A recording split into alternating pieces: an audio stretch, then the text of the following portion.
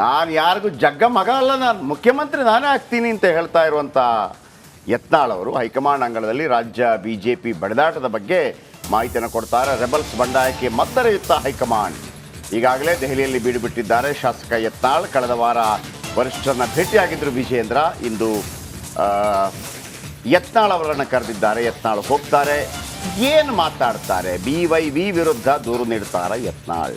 ಮತ್ತೊಂದೆಡೆ ಕೇಂದ್ರ ಶಿಸ್ತು ಸಮಿತಿಯಿಂದ ನೋಟಿಸ್ ಜಾರಿಯಾಗಿದೆ. ಯತ್ನಾಳ್ಗೆ ಸ್ಪಷ್ಟನೆ ನೀಡುವಂತೆ ಕಾರಣ ಕೇಳಿ ನೋಟಿಸ್ ಕೂಡ ಕೊಟ್ಟಿದ್ದಾರಂತೆ.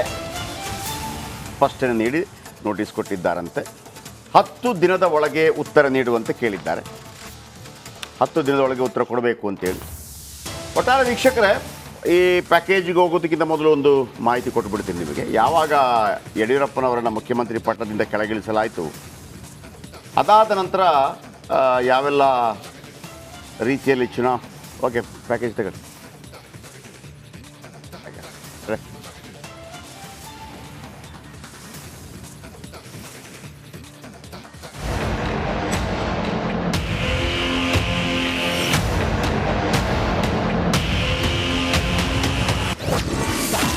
ಹಿಂದೂ ಹುಲಿ ಜೊತೆ ಹೊನ್ನಾಳಿ ಹೋರಿ ಫೈಟ್. ಯತ್ನಾಳ್ ಉಚ್ಚಾಟನೆಗೆ ರೇಣುಕಾಚಾರ್ಯ ಪಟ್ಟು. ರಾಜ್ಯ ಬಿಜೆಪಿಯಲ್ಲಿ ಯತ್ನಾಳ್ BY ವಿಜೇಂದ್ರ ಬಣದ ಮಧ್ಯೆ ಪ್ರತಿಷ್ಠೆಯ ಫೈಟ್ ನಡೀತಾ ಇದ್ದು, ವಿಜೇಂದ್ರ ಆಪ್ತರು ಯತ್ನಾಳ್ ಉಚ್ಚಾಟನೆಗೆ ಪಟ್ಟು ಹಿಡಿದಿದ್ದಾರೆ. ಕಲ್ಲಂಗಡಿ ಹೊಲದ ಕತೆ ಹೇಳಿದ ರೇಣುಕಾಚಾರ್ಯ, ಯಡಿಯೂರಪ್ಪಗೆ ಟ್ರೋಲ್ ಮಾಡಿದ ಯತ್ನಾಳ್. ಕಾರ್ಯಕರ್ತರು ಮುಖಂಡರು ಭಾವನೆಗಳು ಹೇಳಿದರು. ಆ ಭಾವನೆಗಳನ್ನು ವ್ಯಕ್ತಪಡಿಸೋದಕ್ಕೆ ನಾವು ಬರ್ತೀವಿ ಅಂತ ಹೇಳಿದ್ವಿ, ಉಪಹಾರ ಮಾಡಿದ್ವಿ. ನಾವು ಹೇಳಿದ್ನಲ್ಲ, ಕುಂಟ ಕಲಂಗಡಿ ಹೊಲ ಕಾದಂಗೆ ಅಷ್ಟೇ. ಅವರು ಎದ್ದಾಳಲ್ಲ ಅಂತ ಹೇಳ್ತಾರೆ. ಎಲ್ಲಿದೆ ಶಕ್ತಿನಿಲ್ಲ ಅವರಿಗೆ, ಎಲ್ಲಿದೆ ಶಕ್ತಿ? ಶಾಸಕರು ಮತ್ತು ನಿಮ್ಮ ವಿರೋಧಿಗಳು ಯಡಿಯೂರಪ್ಪ ಬೆಂಬಲಿಗರು ಅವ್ರಿಗೆ ಇವತ್ತು ನಿಮ್ಮನ್ನು ಉಚ್ಚಾಟನೆ ಮಾಡಬೇಕು, ಇಲ್ಲದ್ರೆ ನಾವು ಮನೆ ಬಿಟ್ಟು ಎದ್ದು ಹೋಗಲ್ಲ ಅಂತ ಹೇಳಿ ಭಾಳ ದೊಡ್ಡ ಅನಾಹುತ. ಎಂದು ಕೇಳಿದ ಮನೆ ಬಿಟ್ಟೇ ಹೋಗೋದಿಲ್ಲ ಅಂದ್ರೆ ಹೆಂಗೆ? ಪಾಪ ಯಡಿಯೂರಪ್ಪನ ಮಕ್ಕೋಬೇಕು ಬೇಡ ಮನೆ. ನೀವು ಹಿಂಗೆಲ್ಲ ಕೇಳ್ಬಿಟ್ರೆ ಏನು ಮಾಡ್ಬೇಕ? ನಾವು ನಮ್ದು ಎದಿ ಹೊಡಿತೀವಿ. ಹಾಂ, ಮನೆ ಬಿಟ್ಟು ಹೊರಗೆ ಹೋಗೋದಿಲ್ಲ ಅಂದ್ರೆ ಭಾಳ ನೋವಿನ ಸಂಗತಿ. ಭಾಳ ಕಣ್ಣೀರು ಬರ್ಲಾಕತ್ತ. ನಾನು ಮುಂದೊಂದು ದಿನ CM ಆಗ್ತೀನಿ. ಮುಖಂಡರುಗಳು ತಮ್ಮ ವೈಯಕ್ತಿಕ ಹಿತಾಸಕ್ತಿಯನ್ನು ಇಟ್ಕೊಂಡು ಒಬ್ಬ ರಾಜ್ಯ ಕಂಡಂಥ ಒಬ್ಬ ಧೀಮಂತ ನಾಯಕ, ರೈತ ನಾಯಕ ಯಡಿಯೂರಪ್ಪನವ್ರ ಬಗ್ಗೆ ಮನಬಂದಂತೆ ಮಾತನಾಡ್ತಕ್ಕಂಥದ್ದು, ಅಥವಾ ಇನ್ನು ಕೆಲವರು ಯತ್ನಾಳವರ ಮೇಲೆ ಹೆಗಲ ಮೇಲೆ ಅವ್ರ ಮೇಲೆ ಹೊತ್ತು ಗನ್ನನ್ನು ಇಟ್ಟು ಗುಂಡ ಹಾರಿಸ್ತಕ್ಕಂಥ ಪ್ರಯತ್ನ ಕೆಲವರೇನು ಮಾಡ್ತಾ ಇದ್ದಾರೆ. ಇದು ಯಾವುದು ಕೂಡ ಪಕ್ಷಕ್ಕಂತೂ ಒಳ್ಳೇದಾಗೋದಿಲ್ಲ. ಯತ್ನಾಳ್ ಉಚ್ಚಾಟನೆ ಮುಂದೆ ಏನು ಯತ್ನಾಳ್ ಭವಿಷ್ಯ ಏನೋ ವಿಚಾರ ಮಾಡಿ. ನಾನು ನಂಬರ್ 1 ಆಗ್ತೀನಿ ಕರ್ನಾಟಕ. ನೀವು ಬರ್ಕೊಂಡು ಇಟ್ಕೋರಿ. ಅವಾಗ ನಿಮ್ಮ ಮಾಧ್ಯಮದವ್ರಿಗೆ ಎಲ್ಲರೂ ಕರೆದು ಹೇಳ್ತೀನಿ. ಅವಾಗ ನೀವು ಕರಿತೀರಲ್ಲ, ನಾನು ಮುಖ್ಯಮಂತ್ರಿ ಆದ್ಮೇಲೆ ನಮ್ಮ ಚಾನಲ್ಗೆ ಬರ್ರಿ. ನಿಮ್ಮ ಚಾನಲ್ ನಿಮ್ಮ ಯಾವ ಚಾನಲ್ಗೆ ಬರೋದಿಲ್ಲಪ್ಪ. ನೀವು ಉಚ್ಚಾಟನೆ ಮಾಡ್ಲಿಕ್ಕೆ ಹೆಚ್ಚು ಪ್ರೆಷರ್ ನೀವು ಮಾಧ್ಯಮದವ್ರು ಮಾಡಿರಿ. ನಾನು ನೋಡ್ರಿ, ರಾಜ್ಯದಾಗ ನಾನು ನಂಬರ್ 1 ಆಗವನೇ. ನೀವೇನು ನಮ್ಮ ಪರವಾಗಿ ಬರೀ ಬೇಕಾದ್ರೆ ಬಿಡ್ರಿ. ಬಿಜೆಪಿಯವರು ಪರಸ್ಪರ ಟ್ರೋಲ್ ಮಾಡೋದ್ರಲ್ಲಿ ಬ್ಯುಸಿಯಾಗಿದ್ದಾರೆ. ನೀವು ನೋಡಿ, ಎಂಜಾಯ್ ಮಾಡಿ. Bureau report, republic Kannada, Bengaluru.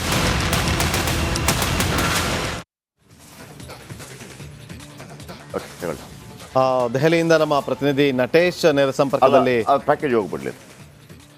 ಇನ್ನು ವಕ್ಫ್ ವಿರುದ್ಧ ಬಿಜೆಪಿಯ ಒಂದು ಬಣ ಬಡಿದಾಟ ಇದೆಯಲ್ಲ, ಈಗ ಈ ರೆಬಲ್ಸ್ ನಾಯಕರು ತೊಡೆ ತಟ್ಟಿ ನಿಂತಿದ್ದಾರೆ. ಬೆಳಗಾವಿಯಲ್ಲಿ ವಕ್ಫ್ ವಿರುದ್ಧ ರೆಬಲ್ಸ್ ನಾಯಕರು ಅಬ್ಬರಿಸಿದ್ದಾರೆ. ಈಗಾಗಲೇ ವಕ್ಫ್ ವಿರುದ್ಧ ಮೊದಲ ಹಂತದ ಪ್ರತಿಭಟನೆಯನ್ನ ಯಶಸ್ವಿಗೊಳಿಸಿರುವಂಥ ನಾಯಕರು ಇದೀಗ 2ನೇ ಹಂತದ ಹೋರಾಟಕ್ಕೆ ಕುಂದಾನಗರಿಯಲ್ಲಿ ರಣಕಹಳಿಯನ್ನ ಮೊಳಗಿಸಿದ್ದಾರೆ.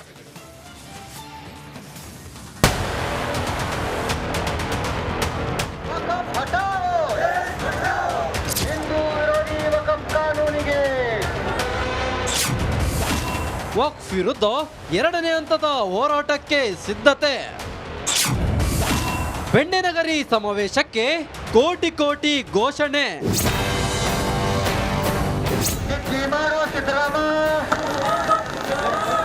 ಕುಂದನಗರಿ ಬೆಳಗಾವಿಯಲ್ಲಿ ವಕ್ಫ್ ವಿರುದ್ಧ ರೆಬಲ್ಸ್ ನಾಯಕರು ಬೃಹತ್ ಸಮಾವೇಶ ನಡೆಸಿ ಅಬ್ಬರಿಸಿದ್ದಾರೆ. ಬಸನಗೌಡ ಪಾಟೀಲ್ ಯತ್ನಾಳ್ ನೇತೃತ್ವದಲ್ಲಿ ನಡೆದ ಸಮಾವೇಶದಲ್ಲಿ ಕೇಸರಿ ನಾಯಕರು ವಕ್ಫ್ ವಿರುದ್ಧ ಗುಡುಗಿದ್ರು.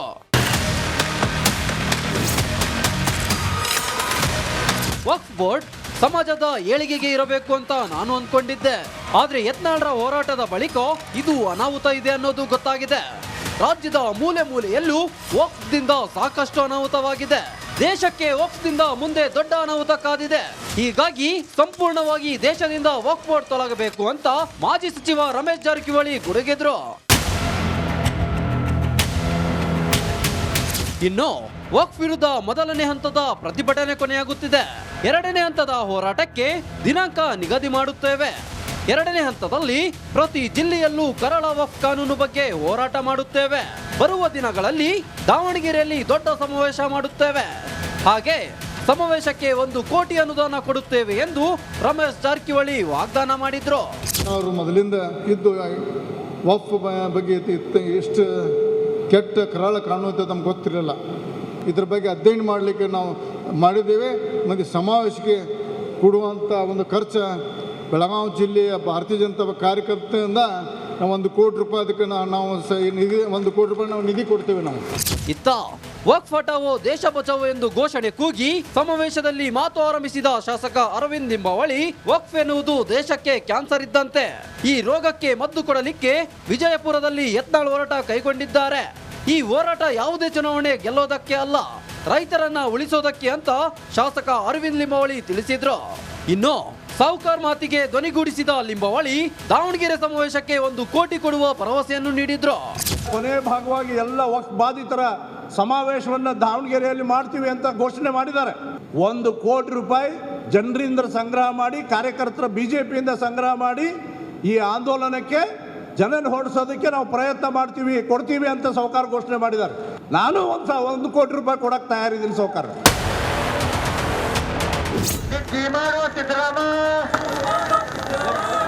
ಒಟ್ಟಾರೆ ವಕ್ಫ್ ವಿರುದ್ಧದ ಹೋರಾಟಕ್ಕೆ ರೆಬಲ್ ನಾಯಕರು ಟೊಂಕ ಕಟ್ಟಿ ನಿಂತಿದ್ದು, ಎರಡನೇ ಹಂತದ ಹೋರಾಟಕ್ಕೆ ಸಕಲ ಸಿದ್ಧತೆಯನ್ನ ಮಾಡಿಕೊಳ್ಳುತ್ತಿದ್ದಾರೆ. ಸದ್ಯ ರೆಬಲ್ ನಾಯಕರ ಈ ನಡೆ ಸ್ವಪಕ್ಷ ಹಾಗೂ ವಿರೋಧ ಪಕ್ಷಕ್ಕೂ ನುಂಗಲಾರದ ಬಿಸಿ ತುಪ್ಪವಾಗಿ ಪರಿಣಮಿಸಿದೆ.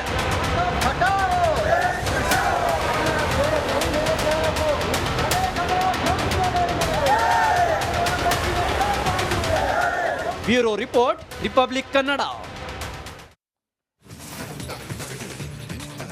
ಓಕೆ, ನಟೇಶ್ ದೆಹಲಿಯಿಂದ ನಮ್ಮೊಂದಿಗೆ ನೇರ ಸಂಪರ್ಕದಲ್ಲಿದ್ದಾರೆ. ಮೊದಲಿಗೆ ಈ ನೋಟಿಸ್ ಕೊಡ್ತಾರಾ ಕೊಡೋದಿಲ್ವಾ ಅಂತ ಭಾಳ ವರ್ಷಗಳಿಂದ ಈ ಹೇಳಿಕೆಯನ್ನು ಕೊಡ್ತಾ ಬರ್ತಾ ಇದ್ರೆ ನೋಟಿಸ್ ಕೊಡಲೇ ಇಲ್ಲ. ಕೊನೆಗೆ ನೋಟಿಸ್ ಕೊಟ್ಟಿದ್ದಾರೆ. ಎರಡನೇದು ಇಲ್ಲಿ ಡೌಟ್ ಆಗ್ತಿರೋದು, ಬಸನಗೌಡ ಪಾಟೀಲ್ ಯತ್ನಾಳ್ ಯಾರೋ ವಿಜೇಂದ್ರ ಅವರ ಹೇಳಿಕೆಯನ್ನು ಗಮನಿಸಿ. ಯಾರೋ ಬಸವನಗೌಡ ಪಾಟೀಲ್ ಯತ್ನಾಳ್ ಅವರ ಹೆಗಲ ಮೇಲೆ ಬಂದೂಕನ್ನಿಟ್ಟು ಹೊಡಿತಾ ಇದ್ದಾರೆ. ಅಷ್ಟು ಧೈರ್ಯ ಹೆಂಗೆ ಬರುತ್ತೆ ಮಾತಾಡಲಿಕ್ಕೆ? ಒಂದದು ಆ ಧೈರ್ಯದ ಮಾತು. ಇನ್ನೊಂದು ಅವ್ರು ಹೇಳುವಾಗ ಒಂದು ರೀತಿಯಲ್ಲಿ ಒಮ್ಮೊಮ್ಮೆ ಅದು ಕಾನ್ಫಿಡೆನ್ಸಾ, ಓವರ್ ಕಾನ್ಫಿಡೆನ್ಸಾ, ಕಾಮಿಡಿನ ಗೊತ್ತಾಗೋದಿಲ್ಲ. ನಾನೇ ಮುಖ್ಯಮಂತ್ರಿ, ನೆಕ್ಸ್ಟು ರಾಜ್ಯಕ್ಕೆ ನಂಬರ್ 1 ಆಗ್ತೀನಿ ಅಂತ ಅವರು ಹೇಳ್ತಾ ಇದ್ದಾರೆ.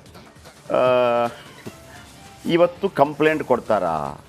ವಿಜೇಂದ್ರ ಒಂದು ಕಡೆ ಅವರ ಟೀಮನ್ನು ರೆಡಿ ಮಾಡಿದ್ದಾರೆ, ಅಂದರೆ ಮಾತಾಡೋಕ್ಕೆ ಶುರು ಮಾಡಿ ಅನ್ನುವಂಥ ರೀತಿಯಲ್ಲಿ. ಅವ್ರದ್ದು ಏನು ಕಡಿಮೆ ಇಲ್ಲ. ಆ ಕಡೆ ಕೂಡ ನೋಡಿ, ಅಲ್ಲಿರೋರೆಲ್ಲರೂ ಕೂಡ ಒಂದಲ್ಲ ಒಂದು ರೀತಿಯಲ್ಲಿ BJPಯಿಂದ ಬಾಧಿತರಾದವರು. ಅಲ್ಲಿ ರಮೇಶ್ ಜಾರಕಿಹೊಳಿ, ಆಮೇಲೆ ಬಸನಗೌಡ ಪಾಟೀಲ್ ಯತ್ನಾಳ್, ಅರವಿಂದ್ ಲಿಂಬಾವಳಿ, ಆಮೇಲೆ ಪ್ರತಾಪ್ ಸಿಂಹ ಟಿಕೆಟ್ ಸಿಕ್ಕಿಲ್ಲ ಅಂತೇಳಿ, ಕುಮಾರ್ ಬಂಗಾರಪ್ಪ ಹರ್ತಾಳ ಹಾಲಪ್ಪ ನನ್ನನ್ನು ಸೋಲಿಸಿದ್ರು ಅಂತೇಳಿ, ಹರ್ತಾಳ ಹಾಳಪ್ಪ ಅಲ್ಲಿ ಸೋತೆ ಅಂತ ಹೇಳಿ. ಹಾಗಾಗಿ ತುಂಬ ನಾನು ಪ್ರತಿಯೊಬ್ಬರನ್ನು ಕೂಡ ನೋಡಿದೆ, ಒಂದಲ್ಲ ಒಂದು ರೀತಿಯಲ್ಲಿ. ಆಮೇಲೆ GM ಸಿದ್ದೇಶ್ವರ್, ಹರ್ತಾಳ, ಇವರು ಸೋಮಶೇಖರ್ ರೆಡ್ಡಿ ಎಲ್ಲರೂ ಕೂಡ. ಬನ್ನಿ, ಹಾಗಿದ್ರೆ ನಟೇಶ್ ಇದರ ಬಗ್ಗೆ ಹೆಚ್ಚಿನ ಮಾಹಿತಿಯನ್ನು ಕೊಡ್ತಾರೆ. ನಟೇಶ್, ಈ ಸಮಸ್ಯೆಗೆ ಪರಿಹಾರ ಸಿಗತ್ತಾ? ಈಗ ನೋಡಿ, BJP ವಿಜೇಂದ್ರ ಪಾಳೆ ಹೇಳ್ತಾ ಇರುವಂಥದ್ದು ಏನಪ್ಪ ಅಂತಂದರೆ, ಅವರನ್ನು ಏನು ಉಚ್ಚಾಟನೆ ಮಾಡ್ತಾರೆ ಅಂತೇಳಿ. ಉಚ್ಚಾಟನೆ ಮಾಡಿದ ತಕ್ಷಣ ಪ್ರಾಬ್ಲಮ್ ಸಾಲ್ವ್ ಆಗೋಯ್ತಾ? ಉಚ್ಚಾಟನೆ ಯಾವತ್ತೂ ಪ್ರಾಬ್ಲಮ್ಗೆ ಸೊಲ್ಯೂಷನ್ ಅಲ್ಲ. ನೀವು ಏನೇ ಹೇಳಿ, ಅವ್ರ ಜೊತೆ ಸ್ವಲ್ಪ ಜನ ಇದ್ದಾರೆ, ಬಸನಗೌಡ ಪಾಟೀಲ್ ಯತ್ನಾಳ್ ಜೊತೆ ಜನ ಇದ್ದಾರೆ, ಒಳ್ಳೆ ವಾಗ್ಮಿ, ಆಮೇಲೆ ಅವರೊಂದು ನಾಯಕನಾಗಿ ಆಮೇಲೆ ಅವ್ರ ಹತ್ರ ಇದಿಲ್ಲ ಯಾವುದು, ನಿಮಗೆ ಈ ಅಡ್ಜಸ್ಟ್ಮೆಂಟ್ ಪಾಲಿಟಿಕ್ಸ್ ಭಾಳ ಕಷ್ಟ ಆ ಮನುಷ್ಯನ ಹತ್ರ. ಯಾರ ಜೊತೆ? ಯತ್ನಾಳ್ ಅವ್ರ ಜೊತೆ. ಆದರೆ ಪಾಲಿಟಿಕ್ಸಲ್ಲಿ ನಿಮಗೆ ಅಡ್ಜಸ್ಟ್ಮೆಂಟ್ ಇಲ್ಲದೆ ನಡೆಯೋದು ಕೂಡ ಇಲ್ಲ. ಅಡ್ಜಸ್ಟ್ಮೆಂಟ್ ಎಲ್ಲ ನಡೆಯೋದೆಲ್ಲವೂ ಕೂಡ ಅಡ್ಜಸ್ಟ್ಮೆಂಟ್ ಇಲ್ಲದೆ ಹೆಂಗೆ ನಡೆಯುತ್ತೆ? ಈಗ ಇವರು ಕಾಂಗ್ರೆಸ್ ಅವರೇ ತಗೊಳ್ಳಿ, ಮೂಡ ಮತ್ತು ವಾಲ್ಮೀಕಿ ಹಗರಣ ಬಂದಾಗ ಅವರೇನು ಮಾಡಿದರು? ನಿಮ್ಮದು 21 ಕೇಸ್ ಇದೆ BJP ಅವ್ರದ್ದು, ನಾವು ತೆಗಿತೀವಿ. ಯಾವಾಗ ತೆಗೆದ್ರು ಅದನ್ನು? ನಿಮ್ಮ ವಿಚಾರ ಬಂದಾಗ ತೆಗಿತೀವಿ ಅಂತ, ಅಲ್ಲಿ ತನಕ ತೆಗೆದಿಲ್ಲ. ಅದರ ಅರ್ಥ ಏನು? ನೀವು ಸುಮ್ಗಿದ್ರೆ ನಾವು ಸುಮ್ಗಿರ್ತೀವಿ, ಅದು ಅಡ್ಜಸ್ಟ್ಮೆಂಟ್ ಅಲ್ವಾ? ಯಡಿಯೂರಪ್ಪನವರಿಗೆ ಪೋಕ್ಸೋ ಕೇಸಲ್ಲಿ ಹೈಕೋರ್ಟ್ ಇದು ಕೊಡ್ತು, ಏನು ಸ್ಟೇ ಕೊಡ್ತು. ಇದು ಜಾಸ್ತಿ ಆದಾಗ, ಮೂಡಾ ಕೇಸ್ ಜಾಸ್ತಿ ಆದಾಗ, ಇಲ್ಲ ನಾವು ಸುಪ್ರೀಂ ಕೋರ್ಟ್ಗೆ ಹೋಗಿ ಅದನ್ನು ವೆಕೇಟ್ ಮಾಡ್ತೀವಿ ಅಂತ ಹೇಳಿದರು. ಅದು ಅಡ್ಜಸ್ಟ್ಮೆಂಟ್ ಪಾಲಿಟಿಕ್ಸ್ ಅಲ್ವಾ? ಎಲ್ಲವೂ ಕೂಡ ಅಡ್ಜಸ್ಟ್ಮೆಂಟ್ ಪಾಲಿಟಿಕ್ಸೇ. ಇದೇ ಸಿದ್ದರಾಮಯ್ಯನವರು ಲೋಕಾಯುಕ್ತವನ್ನು ಬೀಗ ಹಾಕಿದಾಗ BJPಯವರು ಸುಮ್ಮನೆ ಬಾಯಿ ಮುಚ್ಕೊಂಡು ಕೂತ್ರಲ್ಲ, ಅದು ಅಡ್ಜಸ್ಟ್ಮೆಂಟ್ ಪಾಲಿಟಿಕ್ಸ್ ಅಲ್ವಾ? ಅಡ್ಜಸ್ಟ್ಮೆಂಟ್ ಪಾಲಿಟಿಕ್ಸ್ ಅಲ್ಲೇ ನಡೆಯೋದು. ಯಾಕೆ ಬಟ್ಟೆ ಹಾರ್ಕೊಂಡು ಹೋರಾಟ ಮಾಡಲಿಲ್ಲ BJPಯವರು? ವಕ್ಫ್ ಮಾಡ್ತಾರೆ ಸರ್. ಇದು ಅಡ್ಜಸ್ಟ್ಮೆಂಟ್ ಪಾಲಿಟಿಕ್ಸ್ ಇಲ್ಲಿ ಸ್ಟೇಟಲ್ಲಿ ಮಾತ್ರ ನಡೆಯುತ್ತೆ ಅಥವಾ ಸೆಂಟ್ರಲ್ಲೂ ಕೂಡ? ಸ್ಟೇಟ್ ಅಲ್ಲ, ದೇಶದ ನಡುವೆ ನಡೆಯುತ್ತೆ. ದೇಶದ ನಡುವೆ ಈಗ ಕದನ ವಿರಾಮಗಳಾಗೋದು ಹೆಂಗೆ? ಒಂದು ದೇಶ ಇನ್ನೊಂದು ಮಧ್ಯಪ್ರದೇಶ, ಎರಡು ದೇಶದ ನಡುವೆ ಈಗ ಎರಡು ದೇಶಗಳ ನಡುವೆ ಗಲಾಟೆ ಆಗ್ತಿರುತ್ತೆ. Ukraine Russia. ಯಾಕೆ ಪ್ರಧಾನಮಂತ್ರಿ ಎಂಟ್ರಿ ಕೊಡಿ ಅಂತೇಳಿ ಹೇಳೋದು? ಮೂರನೇ ವ್ಯಕ್ತಿ ಬಂದು ಅದಕ್ಕೆ ಇಲ್ಲರಪ್ಪ ಅಂತೇಳಿ. ಅರ್ಥ ಆಯ್ತಲ್ಲ? ಏನದು? Adjustment politics. Adjustment politics. ಹಾಗಾಗಿ ಇದೇನು ವಿಚಾರಗಳಲ್ವೇ ಅಲ್ಲ, ಎಲ್ಲ ಕಡೆ ನಡೀತಾ ಇರ್ತದೆ. ಗಂಡ ಹೆಂಡತಿಯಲ್ಲೂ ಅಡ್ಜಸ್ಟ್ಮೆಂಟ್ ನಡೀತಾ ಇರ್ತದೆ. ಓಕೆ, ಸೊ ಬನ್ನಿ, ನಟೇಶ್ ಇದರ ಬಗ್ಗೆ ಹೆಚ್ಚಿನ ಮಾಹಿತಿ ಕೊಡ್ತಾರೆ. ನಟೇಶ್, ಈಗ ಮೊನ್ನೆ ವಿಜೇಂದ್ರ ಬಂದರು. ವಿಜೇಂದ್ರ ಬಂದಾಗ ಅವರಲ್ಲಿದ್ದದ್ದೇನು? ಇದು ಸರಿಯಾಗಬೇಕು ಅಂತನಾ ಅಥವಾ ಕಿತ್ತು ಬಿಸಾಕಬೇಕು ಅಂತನಾ? ಇವತ್ತು ಯತ್ನಾಳ್ ಅವರು ಬಂದಿದ್ದಾರೆ. ಯತ್ನಾಳ್ ಅವರು ಹೇಳೋದೇನು? ವಿಜೇಂದ್ರ ಅವ್ರನ್ನ ಕಿತ್ತು ಬಿಸಾಕಬೇಕು ಅಂತನಾ ಅಥವಾ ನಮ್ಮ ಜೊತೆ ಸರಿಯಾಗಿ ಹೋಗ್ಬೇಕು ಅಂತನಾ? ಯಾರಿಗಾದ್ರೂ ಇಲ್ಲ ಒಟ್ಟಾಗಿ ಸರಿಯಾಗಿ ಹೋಗೋಣ, ನಮಗೆ ಬೇಕಿದ್ದು ನಮ್ಗೆ ಕೊಡಿ, ಅವ್ರಿಗೆ ಬೇಕಿದ್ದು ಅವ್ರಿಗೆ ಕೊಡಿ ಅಂತ ಇದೆಯಾ? ಒಂದು ಅವನಿರಬೇಕು ಅಥವಾ ನಾನಿರಬೇಕು, ಈ ಥರ ಇದೆಯಾ? ಸೊಲ್ಯೂಷನ್ ಏನು ಕೊಡುತ್ತೆ ಹೈಕಮಾಂಡ್?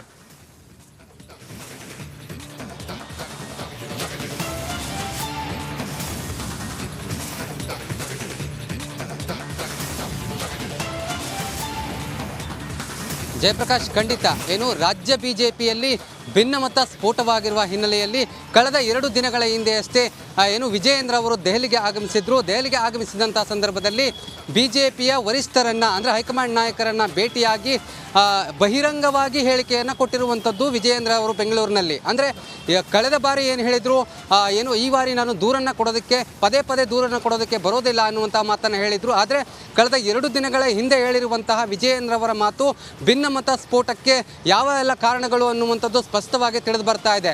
ಇದರ ಬೆನ್ನಲ್ಲೇ ನಿನ್ನೆಯಷ್ಟೇ ಏನು ಯತ್ನಾಳ್ ಅವರು ತಡರಾತ್ರಿ ದೆಹಲಿಗೆ ಆಗಮಿಸಿರುವಂಥದ್ದು. ಬಿಜೆಪಿ ಹೈಕಮಾಂಡ್ ಈಗಾಗಲೇ ಬುಲಾವನ್ನು ಕೊಟ್ಟಿತ್ತು. ಕಳೆದ 3-4 ದಿನಗಳ ಹಿಂದೆ ಬುಲಾವನ್ನು ಕೊಟ್ಟಿತ್ತು. ಆದರೆ ಯತ್ನಾಳ್ ಅವರು ನಾನು ಬರೋದಿಲ್ಲ ಅನ್ನುವಂಥ ಮಾತನ್ನು ಹೇಳಿದರು. ಆದರೆ ನಿನ್ನೆ ರಾತ್ರಿ ದೆಹಲಿಗೆ ಬಂದಿರುವಂಥದ್ದು ಬಹಳಷ್ಟು ಕುತೂಹಲವನ್ನು ಕೆರಳಿಸಿದೆ. ಇಂದು ಅವರಿಗೆ ಶೋಕಾಸ್ ನೋಟಿಸನ್ನು ಕೂಡ ಇಶ್ಯೂ ಮಾಡಿರುವಂಥದ್ದು. ರಾಜಕೀಯದಲ್ಲಿ ಸಾಕಷ್ಟು ಬೆಳವಣಿಗೆಗಳಾಗುವಂತಹ ಸಾಧ್ಯತೆಗಳು ಕೂಡ ಇರತಕ್ಕಂಥದ್ದು. ಶೋಕಾಸ್ ನೋಟಿಸ್ನಲ್ಲಿ ಈ ರೀತಿಯಾದ ಕೆಲವೊಂದಿಷ್ಟು ವಿಚಾರಗಳನ್ನು ಕೂಡ ಬಿಜೆಪಿ ಹೈಕಮಾಂಡ್ ತಿಳಿಸಿರುವಂಥದ್ದು. ಈಗಾಗಲೇ ಈ ಹಿಂದೆ ಕೂಡ ಕಳೆದ 1-1.5 ವರ್ಷಗಳಿಂದ 3-4 ಬಾರಿ ಶೋಕಾಸ್ ನೋಟಿಸನ್ನು ಇಶ್ಯೂ ಮಾಡಿದ್ವಿ. ಆದರೆ ಈ ಒಂದು ವಿಚಾರಕ್ಕೆ ಸಂಬಂಧಪಟ್ಟಂತೆ ತಾವು ಯಾವುದೇ ರಿಯಾಕ್ಷನನ್ನು, ತಮ್ಮ ಬದಲಾವಣೆಯನ್ನು ಮಾಡ್ಕೊಳ್ತಾ ಇಲ್ಲ. ಪಕ್ಷದ ವಿರುದ್ಧವಾಗಿ ಕೆಲಸ ಮಾಡ್ತಾ ಇದ್ದೀರಿ. ಹಾಗೆಯೇ ಪಕ್ಷದ ಕೆಲವು ನಾಯಕರ ವಿರುದ್ಧವಾಗಿ ಅಲ್ಲಲ್ಲಿ ಹೇಳಿಕೆಗಳನ್ನು ಕೊಡ್ತಾ ಇರ್ತಕ್ಕಂಥದ್ದು. ಪಕ್ಷಕ್ಕೆ ಡ್ಯಾಮೇಜ್ ಆಗುವಂತಹ ಎಲ್ಲ ಸಾಧ್ಯತೆಗಳು ಕೂಡ ಇರ್ತಕ್ಕಂಥದ್ದು. ಈಗಾಗಲೇ ಪಕ್ಷಕ್ಕೆ ಡ್ಯಾಮೇಜ್ ಆಗಿದೆ ಕೂಡ ಎನ್ನುವಂತಹ ನಿಟ್ಟಿನಲ್ಲಿ ಬಿಜೆಪಿ ಹೈಕಮಾಂಡ್ ಕೂಡ ಹೇಳ್ತಾ ಇರುವಂಥದ್ದು. ಆದರೆ ಇಂದು ಏನು ವೋಕ್ ವಿಚಾರವಾಗಿ ಬಣ ರಾಜಕೀಯ ಮಾಡಿಕೊಂಡು ಮತ್ತೊಂದು ಪಾದಯಾತ್ರೆಗೆ ಸಿದ್ಧತೆಯನ್ನು ಮಾಡ್ಕೊಳ್ತಾ ಇರ್ತಕ್ಕಂಥದ್ದು ಕೂಡ ಇದರ ಬಗ್ಗೆ ಕೂಡ ಚರ್ಚೆ ಆಗುವಂತಹ ಸಾಧ್ಯತೆಗಳಿದೆ. ಯಾಕಂದರೆ ಬಿಜೆಪಿ ಯಾವುದೇ ಪಾದಯಾತ್ರೆ ಇರ್ಬೋದು, ಹೋರಾಟ ಇರ್ಬೋದು, ಈ ಎರಡನ್ನೂ ಕೂಡ ಮಾಡದಂತಹ ಸಂದರ್ಭದಲ್ಲಿ ಒಂದು ಕಡೆ ವಿಜಯೇಂದ್ರ ಟೀಮ್ ಇರುತ್ತೆ, ಮತ್ತೊಂದು ಕಡೆ ಯತ್ನಾಳ್ ಅವರ ಟೀಮ್ ಇರುತ್ತೆ. ಜಯಪ್ರಕಾಶ್ ಶೆಟ್ಟರೆ, ನೀವು ಹೇಳಿದಾಗೆ ಬಿಜೆಪಿಯ ಬಣ ಏನಿದೆ ಮತ್ತಷ್ಟು ಹೆಚ್ಚಾಗ್ತಾ ಇದೆ. ಈಗ ಯತ್ನಾಳ್ ಅವರ ಟೀಮಿನಲ್ಲೂ ಕೂಡ ಸಂಖ್ಯೆ ಜಾಸ್ತಿ ಆಗ್ತಾ ಇದೆ. ಹಾಗಾಗಿ ಅವರಿಗೂ ಕೂಡ ಬೆಂಬಲ ವ್ಯಕ್ತ ಆಗ್ತಾ ಇರೋದ್ರಿಂದ ಬಿಜೆಪಿ ಹೈಕಮಾಂಡ್ ಯಾವ ನಿರ್ಧಾರ ತೆಗೆದುಕೊಳ್ಳುತ್ತೆ ಅನ್ನುವಂಥದ್ದು ಬಹಳಷ್ಟು ಕುತೂಹಲ ಇರತಕ್ಕಂಥದ್ದು. ಯಾಕಂದರೆ ಮೊನ್ನೆ ಅಷ್ಟೇ ವಿಜಯೇಂದ್ರ ಅವರ ಹೇಳಿಕೆಯನ್ನು ನೋಡಿದ್ರೆ ಯಾವುದೇ ಕಾರಣಕ್ಕೂ ನಾಯಕತ್ವದ ಬದಲಾವಣೆ ಇಲ್ಲ ಎನ್ನುವಂತಹ ಮಾತನ್ನು ಸ್ಪಷ್ಟವಾಗಿ ಹೇಳಿರುವಂಥದ್ದು. ಇದಕ್ಕೆ ಬಿಜೆಪಿ ಹೈಕಮಾಂಡ್ ಕೂಡ ಸಹಮತವನ್ನು ವ್ಯಕ್ತಪಡಿಸಿದೆ ಎನ್ನುವಂತಹ ಮಾತನ್ನು ವಿಜಯೇಂದ್ರ ಅವರು ಹೇಳಿದರು. ಆದರೆ ಈ ಒಂದು ನಾಯಕತ್ವವನ್ನು ಬದಲಾವಣೆ ಮಾಡಲೇಬೇಕು ಅನ್ನುವಂತಹ ನಿಟ್ಟಿನಲ್ಲಿ ಯತ್ನಾಳ್ ಅವರ ಹಾದಿ ಹೋಗ್ತಾ ಇರ್ತಕ್ಕಂಥದ್ದು. ಇದರ ಜೊತೆಗೆ ಯತ್ನಾಳ್ ಅವರಿಗೂ ಕೂಡ ಸರ್, ಈಗ ಒಂದು ಇನ್ನೇನು ಅಲ್ಲಿ ಸಂಸತ್ನಲ್ಲಿ ಅಧಿವೇಶನ ಶುರುವಾಗಿದೆ ಸರ್. ಕಮ್ಮಿಂಗ್ ಡೇಸಲ್ಲಿ ಇನ್ನೇನು ಒಂದು ಸ್ವಲ್ಪ ದಿನ ಇದೆ, ರಾಜ್ಯದಲ್ಲಿ ಕೂಡ ಅಧಿವೇಶನ ಶುರುವಾಗುತ್ತೆ. ಸೊ ನಾವು 9ನೇ ತಾರೀಕಿಂದ. ಆದರೆ ಈಗ ಡೆಲ್ಲಿಯಲ್ಲಿ ಶುರುವಾಗಿದೆ. ಪ್ರತಿ ಬಾರಿ ಕೂಡ ಸೆಷನ್ ಶುರುವಾಗೋಕ್ಕಿಂತ ಮುಂಚೆ ನಮ್ಮ ಮಾಧ್ಯಮದಲ್ಲಿ ಏನು ಮಾಡಿದೆ, ವಿಪಕ್ಷ ಈ ರೀತಿಯಾಗಿ ಅಸ್ತ್ರಗಳನ್ನು ರೆಡಿ ಮಾಡ್ಕೊಳ್ತಾ ಇದೆ, ವಿಪಕ್ಷ ಈ ರೀತಿಯಾಗಿ ಸಜ್ಜಾಗ್ತಾ ಇದೆ ಸೆಷನ್ಗೆ ಅಂತೇಳಿ. ಆದರೆ ಈ ಸೆಷನ್ ಹತ್ತಿರ ಇರುವಂಥ ಸಂದರ್ಭದಲ್ಲಿ ಈ ರೀತಿಯಾಗಿ ಬಣ ಬಡಿದಾಟ ಮಾಡ್ತಾ ಇದ್ದಾರೆ ಸರ್. ಏನು ಅಜೆಂಡಾ ಏನು ಸರ್, ಏನು ಮೇನ್ ಕಾರಣ ಏನಿರ್ಬೋದು ಸರ್ ಅಂತ? ಯಾರಿಗೆ ಈಗ ಈ ಬಣ ಬಡಿದಾಟ ಶುರುವಾಗಿರೋದು? ಅಫ್ಕೋರ್ಸ್ ನಮಗೆ ಕೊಡಬೇಕು, ಅವ್ರು ಕೊಟ್ಟಿದ್ದು ಸರಿಯಾಗಲಿಲ್ಲ, ಅವರನ್ನು ಅಧ್ಯಕ್ಷ ಮಾಡಿದ್ದು ಸರಿಯಾಗಿಲ್ಲ. Only because first time MLA ಹೆಂಗೆ ಮಾಡ್ತೀರಿ, ಆರಂಭದಲ್ಲೇ ಮಾಡ್ಬೋದಿತ್ತಲ್ಲ ಸರ್, ಈಗ ಯಾಕೆ? ಈ 66 ಸೀಟ್ಗಳು ಬಂದಾಗ ಸ್ವಲ್ಪ ಎಚ್ಚೆತ್ತುಕೊಳ್ತು BJP. ಯಾಕಂದರೆ BJP ಟ್ರೈ ಮಾಡ್ತು, ಕೇಂದ್ರ BJP ಏನು ಕಡಿಮೆ ಗೊತ್ತಿಲ್ಲ, ಕರ್ನಾಟಕದಲ್ಲಿ ಮಾತ್ರ ಆಗ್ತಾ ಇಲ್ಲ ಅವರಿಗೆ. ಬೇರೆಲ್ಲ ಕಡೆ ಈಗ ಮಧ್ಯಪ್ರದೇಶ ಶಿವರಾಜ್ ಸಿಂಗ್ ಚೌಹಾಣ್ 165 ಸ್ಥಾನ ಗೆಲ್ತಾರೆ, ಅವ್ರನ್ನ ಮುಖ್ಯಮಂತ್ರಿ ಮಾಡೋದಿಲ್ಲ. ಬೇರೆಲ್ಲ ಕಡೆ ಎಲ್ಲ ಹೊಸ ಮುಖ್ಯಮಂತ್ರಿಗಳು ಮಾಡ್ತಾರೆ. ಇವನ್ ನಿಮಗೆ ಇನ್ನೂ ಒಂದು ಕುತೂಹಲ ಹೇಳ್ತೀನಿ ಬೇಕಿದ್ರೆ, ಈಗ ಮಹಾರಾಷ್ಟ್ರದಲ್ಲಿ ನೀವೇನು ಅಂದ್ಕೊಂಡಿದ್ರಿ, ದೇವೇಂದ್ರ ಫಡ್ನವೀಸ್ ಮುಖ್ಯಮಂತ್ರಿ ಆಗ್ತಾರೆ ಅಂತ. ಈಗ ಬಹುತೇಕ ಯಾರೋ ಹೊಸಬ್ರನ್ನ ತರುವಂಥ ಸಾಧ್ಯತೆ ಇದೆ. ಹೌದು, ಯಾಕಂದ್ರೆ BJP ಆ ಥರ ಲೆಕ್ಕಾಚಾರ. ಪುಣೆ ಮೇಯರ್ ಆಗಿದ್ದಂಥವ್ರ ಹೆಸರು ಕೇಳಿ ಬರ್ತಾ ಇದೆ. ಯಾಕೆ ಕೇಳಿ ಅದು ಅಂಥ ಪ್ರಶ್ನೆಗಳಾಗ್ತಾ ಇದೆ ಅಂತೇಳಿ. ಏಕನಾಥ್ ಶಿಂದೆ ಒಬ್ಬ ಮರಾಠ, ದೇವೇಂದ್ರ ಫಡ್ನವೀಸ್ ಒಬ್ಬ ಬ್ರಾಹ್ಮಣ. ನೋಡಿ ಜಾತಿ ಹೆಂಗೆ ವರ್ಕ್ ಆಗುತ್ತೆ ಅಂತೇಳಿ. 133 ಬಂದಿದ್ದು ದೇವೇಂದ್ರ ಫಡ್ನವೀಸ್ ಕಾರಣಕ್ಕಾಗಿಯೇ. Devendra Fadnavis one of the finest chief minister, ಅದರಲ್ಲಿ ಎರಡು ಮಾತಿಲ್ಲ. ಏಕನಾಥ್ ಶಿಂದೆ ಅವರು ಕೂಡ ಬಂದರು. ಏಕನಾಥ್ ಶಿಂದೆ ರೆಡಿ ಇದ್ದಾರೆ, ರಾಜೀನಾಮೆ ಕೊಟ್ಟು ಅವರಾಗಲಿ ಅಂತ ಹೇಳೋದಕ್ಕೆ ರೆಡಿ ಇದ್ದಾರೆ. ಆದರೆ ಅವ್ರದ್ದೇ ಅದೊಂದು ಬೇಸರಗಳಿರುತ್ತಲ್ಲ. ದೇವೇಂದ್ರ ಫಡ್ನವೀಸನ್ನು ಟಕಾಟಕ್ ಮಾಡೋದಕ್ಕೆ ರೆಡಿ ಇಲ್ಲ BJP. ಯಾಕೆ ಅಂತಂದರೆ ನಾಡಿದ್ದು ಅಲ್ಲಿ ಈ ಮುಂಬೈ ಇದೆಯಲ್ಲ, ಮುಂಬೈಯಲ್ಲಿ 36 MLA ಸೀಟ್ ಇದೆ. ಆ 36 MLA ಸೀಟಲ್ಲಿ 10 MLA ಸೀಟ್ಗಳನ್ನು 21 ಟೋಟಲ್ ಗಳಿಸಿರುವಂತಹ ಉದ್ಧವ್ ಠಾಕ್ರೆ ಅವರು ಪಡ್ಕೊಂಡಿದ್ದಾರೆ. 21 ಟೋಟಲ್ ಬಂದಿರೋದು ಅವರಿಗೆ, 10 ಅವರಿಗೆ ಮುಂಬೈನಲ್ಲಿ ಬಂದಿದೆ. ಹಾಗಿದ್ರೆ ಕೇಂದ್ರಕ್ಕೆ ಭಯ ಯಾಕೆ, ಕೇಂದ್ರ ಹೈಕಮಾಂಡ್ಗೆ ಅಂತಂದರೆ BBMP ಚುನಾವಣೆ ನಡೆಯುತ್ತೆ ಅಲ್ಲಿ ಈಗ. ನೆಕ್ಸ್ಟ್ ಮೇಯರ್ ಎಲೆಕ್ಷನ್ ನಡೆಯುತ್ತೆ, ಮುಂಬೈ ಮುನ್ಸಿಪಾಲಿಟಿ. ಆಗ ಇದೇ ಉದ್ಧವ್ ಠಾಕ್ರೆ ಹೇಳ್ಬೋದು, ನೋಡಿದ್ರಾ BJP ನಾವು ಮರಾಠ ಶಿವಸೇನಾ ಆಯಿತು, ನನ್ನನ್ನು ತೆಗೆದ್ರು. ಈಗ ಏಕನಾಥ್ ಶಿಂದೆ ಇದ್ರು, ಅವರನ್ನು ತೆಗೆದ್ರು. ಯಾರನ್ನು ಮಾಡಿದರು? ಬ್ರಾಹ್ಮಣರನ್ನು ಮಾಡಿದರು. ಮರಾಠ ಅಲ್ಲಿ ಶಿವಸೇನಾ ಹೋರಾಟ ಆಗಿರೋದೇ ಮರಾಠ ಕಾರಣಕ್ಕಾಗಿ, ಹಿಂದುತ್ವಕ್ಕಿಂತ ಹೆಚ್ಚಾಗಿ ಮರಾಠ ಕಾರಣಕ್ಕಾಗಿ. ಬಗಾವೋ ಉಟಾವೋ ಲುಂಗಿ ಏನು ಬಜಾವೋ ಪುಂಗಿ ಉಟಾವೋ ಬಗಾವೋ ಬಜಾವೋ ಪುಂಗಿ ಬಗಾವೋ ಲುಂಗಿ ಅಲ್ಲಿಯ ಘೋಷಣೆ. ಎಲ್ಲ ಮದ್ರಾಸಿಗಳೆಲ್ಲ ಹೋಗಿದ್ರು ಅನ್ನೋ ಕಾರಣಕ್ಕಾಗಿ, ಇಲ್ಲಿಂದ ಹೋಗಿದ್ರು ಅಂತ ಕಾರಣಕ್ಕಾಗಿ. ಅಂದರೆ ಮದ್ರಾಸಿಂದ ಅಂದರೆ ನಾವೆಲ್ಲ ಮದ್ರಾಸಿಗಳು ಎಲ್ಲ ಹೋಗಿ ಮಹಾರಾಷ್ಟ್ರದಲ್ಲಿದ್ದರು. ಆಗ ಶಿವಸೇನೆಯ ಘೋಷವಾಕ್ಯ ಅದು, ಬಜಾವೋ ಪುಂಗಿ ಬಗಾವೋ ಲುಂಗಿ ಅಂತ ಅಂದ್ಬಿಟ್ಟು, ಅಂದರೆ ಎಲ್ಲರೂ ಓಡಿಸ್ಬಿಡಿ ಅಂತೇಳಿ. ನಾವು ಸ್ವಲ್ಪ ಅಡ್ಜಸ್ಟ್ ಆಗಿಬಿಟ್ವಿ ಅಲ್ವಿ, ಇಲ್ಲಿ ಸೌತ್ ಇಂಡಿಯನ್ಸ್ ಅಡ್ಜಸ್ಟ್ ಆಗಿಬಿಟ್ರು. ಈ ಉತ್ತರ ಪ್ರದೇಶ ಬಿಹಾರ ಇವರೆಲ್ಲ ಭಯ್ಯಾನಗಳು ಬಂದು ಅಲ್ಲಿ ಕುತ್ಕೊಂಡು ಅವ್ರ ಕಿರಿಕಿರಿ ಶುರುವಾಯ್ತು ಆಮೇಲೆ. ಸೊ ಆ ನಡುವೆ ಉಟ್ಕೊಂಡಿದ್ದು ಶಿವಸೇನಾ ಮರಾಠಿಗರಿಗೆ ಬೇಕಾಗಿ. ಅದನ್ನು ಆಸ್ಮಿತೆಯನ್ನು ತೆಗಿತಾರೆ ಈಗ ಅವರು. ಹಾಗಾಗಿ ಕಾಡ್ತಾ ಇದೆ. ಅದನ್ನು ನೀವು ಹೇಳಿದ್ರಲ್ಲ, ಇಲ್ಲಿ ಏನಾಯಿತು, ಯಡಿಯೂರಪ್ಪನವ್ರನ್ನ ತೆಗೆದ್ರು. ನೀವು ಬರೆದಿಟ್ಕೊಳ್ಳಿ. ಇಲ್ಲಿ ಕೆಲವರು ಈಗ ನಾವು ಯಡಿಯೂರಪ್ಪನ ಬಗ್ಗೆ ಭಾಳ ಜಾಸ್ತಿ ಮಾತಾಡ್ತೀನಿ ಅಂತ ಕೆಲವರು ಅನ್ಕೋಬೋದು. ಇಡೀ ದೇಶದಲ್ಲಿ ನಾಟ್ ಈವನ್ ಅಡ್ವಾನಿ ಯಾವಾಗ BJP ಅವರನ್ನು ಸ್ವಲ್ಪ ದೂರ ಮಾಡ್ತೋ ಅವರ ಚರಿಷ್ಮಾ ಕಡಿಮೆ ಆಗೋಗ್ಬಿಡ್ತು. ಅಡ್ವಾಣಿ ಅವ್ರದ್ದು ಸಮೇತ ಎಂಥ ನಾಯಕ ಜಿನ್ನ ಹೇಳಿಕೆಯಿಂದಾಗಿ. ಕಾಂಗ್ರೆಸ್ಸಲ್ಲಿ ತುಂಬ ಜನ ಕಾಂಗ್ರೆಸ್ಗೆ ಪೆಟ್ಟು ಕೊಟ್ಟು ಇದು ಮಾಡಿದ್ದಾರೆ. ಬಂಗಾರಪ್ಪ ಇದ್ದಾರೆ, ಇದು ಕರುಣಾಕರನ್ ಇದ್ದಾರೆ, ತುಂಬ ಜನ. BJPಯ ಹೊರಗೆ ಬಂದು ಕ್ಲಿಕ್ ಆದ ಒಬ್ಬ ವ್ಯಕ್ತಿ ದೇಶದಲ್ಲಿಲ್ಲ. ಎಷ್ಟೆಷ್ಟೋ ಜನ, ಯಡಿಯೂರಪ್ಪ ಒಬ್ಬರೇ BJPಯಿಂದ ಹೊರಗೆ ಬಂದು ಸಿಡಿದು BJPಗೆ ಪೆಟ್ಟು ಕೊಟ್ಟು, ನಾನಿಲ್ಲದಿದ್ರೆ ಆಗಲ್ಲ ಅಂತೇಳಿ ವಾಪಸ್ ಬಂದು KJP ಪಕ್ಷ ಕೊಟ್ಟು 10% ವೋಟು. ಅದರ ಬಗ್ಗೆ ಮಾತಾಡೋಣ.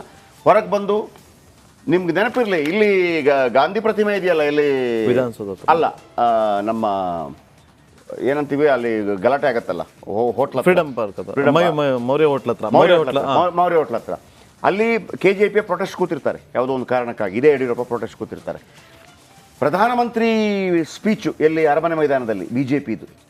ಯಡಿಯೂರಪ್ಪ ಇಲ್ಲಿ ನಾವೆಲ್ಲ ಕುತೂಹಲ ಈಗ ಮೋಸ್ಟ್ಲಿ ನರೇಂದ್ರ ಮೋದಿ ಅವ್ರು ಚರಿಷ್ಮಾ ಹಂಗಿದ್ದು ನರೇಂದ್ರ ಮೋದಿ ಸೀದಾ ಬರ್ತಾರೇನೋ ಬನ್ನಿ ಹೋಗೋಣ ಪಾರ್ಟಿ ಕಟ್ಟೋಣ ಅಂತೇಳಿ ಬರ್ತಾರೆ, ಹಂಗೇನಾಗಲಿಲ್ಲ ಅದು. ಆದರೂ ಕೂಡ ನಂತರ ಯಡಿಯೂರಪ್ಪನ ಬಳಿ ಹೋಗಲೇಬೇಕಾಯ್ತು. ಯಡಿಯೂರಪ್ಪ ಎಲ್ಲ ಸರ್ಕಾರ ಬರಲಿಲ್ಲ, ವಾಪಸ್ ಯಡಿಯೂರಪ್ಪನ ಕರ್ಕೊಂಬಂದರು, ಅಧ್ಯಕ್ಷ ಮಾಡಿದರು, 104 ಬಂತು, 104 ಬಂತು, ಮತ್ತೆ ಅಲ್ಲ 2013ರಲ್ಲಿ 110 ಬಂತು, ಮೊನ್ನೆ 2018ರಲ್ಲಿ 104 ಬಂತು. ಅವರಿಬ್ಬರು ಸರ್ಕಾರ ಮಾಡಿದ್ರು, ಆ ಸರ್ಕಾರ ಬೀಳಿಸಿದ್ರು, ಇವರು ಮುಖ್ಯಮಂತ್ರಿ ಆದರು, ಮುಖ್ಯಮಂತ್ರಿ ಆದ ನಂತರ ಮುಖ್ಯಮಂತ್ರಿ ಪಟ್ಟದಿಂದ ಕೆಳಗಿಳಿಸಿದ್ರು, ಮತ್ತೆ 66 ಬಂತು BJP. ಆ ಭಯಕ್ಕೆ ವಿಜೇಂದ್ರನನ್ನು ಮಾಡಿದ್ದು. ಯಡಿಯೂರಪ್ಪನ ಸಪೋರ್ಟ್ ಇಲ್ಲಂದ್ರೆ BJP ಗೆಲ್ಲಕ್ಕಾಗಲ್ಲ ಅಂತೇಳಿ ಅಷ್ಟೇ. ಯಡಿಯೂರಪ್ಪನ ಸಪೋರ್ಟ್ BJP ಗೆಲ್ಲಕ್ಕಾಗಲ್ಲ ಅಂತೇಳಿ. ಮತ್ತೆ ಇವ್ರು ಯಾಕೆ ಸರ್ ಇಷ್ಟು ಗಲಾಟೆ ಮಾಡ್ತಿರೋದು? ಈಗ ಯತ್ನಾಳ್ ಅವ್ರಲ್ಲ ಅವ್ರ ಸಪೋರ್ಟ್ ಹೇಳ್ತಿರೋದು ಯಡಿಯೂರಪ್ಪನಿಂದ ಅಲ್ಲ, ನಮ್ಮ ಸಂಘಟನೆಯಿಂದ ನಾವು ಮಾಡ್ಕೋತೀವಿ, ಟೆನ್ಷನ್ ಮಾಡ್ಕೋಬೇಡಿ ಅಂತೇಳಿ. ಅದನ್ನು ನಂಬಲಿಕ್ಕೆ ಹೈಕಮಾಂಡ್ ರೆಡಿ ಇಲ್ಲ. ಈಗ ಇವರು ರಾಜಿ ಪಂಚಾಯತಿಗೆ ಮಾಡಿ ಕಳಿಸ್ಬೇಕು ಬಿಟ್ರೆ ಈಗಲೂ ಕೂಡ BJPಯನ್ನ ಉಚ್ಚಾಟನೆ ಮಾಡಿದ್ರೆ BJP ಇನ್ನು 20 ವರ್ಷ ಬರಲ್ಲ ಇಲ್ಲಿ.